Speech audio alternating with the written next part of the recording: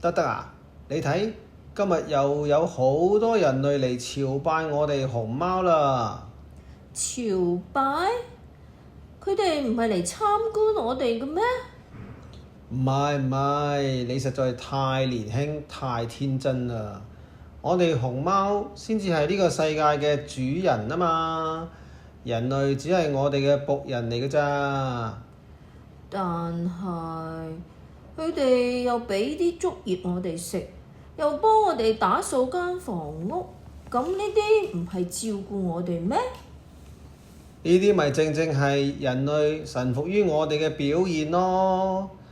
爸爸同我講過啊，佢話喺好耐以前，古代嘅大熊貓同人類曾經有一場好激烈嘅戰爭，最後俾大熊貓祖先打贏咗啊！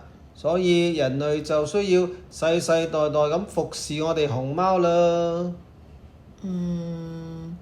人類數目咁多，我哋啲熊貓數目得咁少，萬一人類叛變，我哋啲熊貓咪好危險。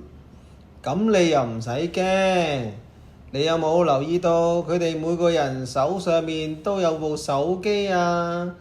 呢個就係法寶嚟㗎啦，係我哋熊貓祖先發明出嚟，專用嚟收服啲人類㗎。冇咗部手機，啲人類就會死㗎啦。部手機咁厲害㗎，唔怪之得啦！我成日都見到咧，啲人類啲細路仔個個咧都揸住部手機，機不離手，好似着咗魔咁啊！我真係好想揾部手機嚟玩下。你都傻嘅，部手機係用嚟控制人類㗎嘛，佢唔係玩具嚟㗎，你千祈唔好掂部手機添啊！唔係啊，你都變埋奴隸就慘啦。咁樣點解我哋每一日除咗食就係瞓？乜熊貓做皇帝唔係要管理呢個世界嘅咩？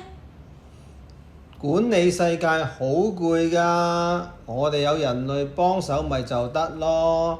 你睇佢哋見到熊貓幾開心，我哋淨係需要擺下 pose，俾佢哋欣賞下，人類就乖乖地咁服侍我哋，咁先至係最高明嘅統治方法啊嘛。嘉嘉你真係好叻嘅啫，上到天文，下到地理，你乜都知嘅。咁梗係啦，唔好講咁多啦，我哋呢都唔記得咗食呢啲人類送俾我哋嘅貢品竹筍添啊！如果我哋唔快啲食咗佢，就辜負咗我哋僕人嘅一番心意啦。好啊，做熊貓真係好啦。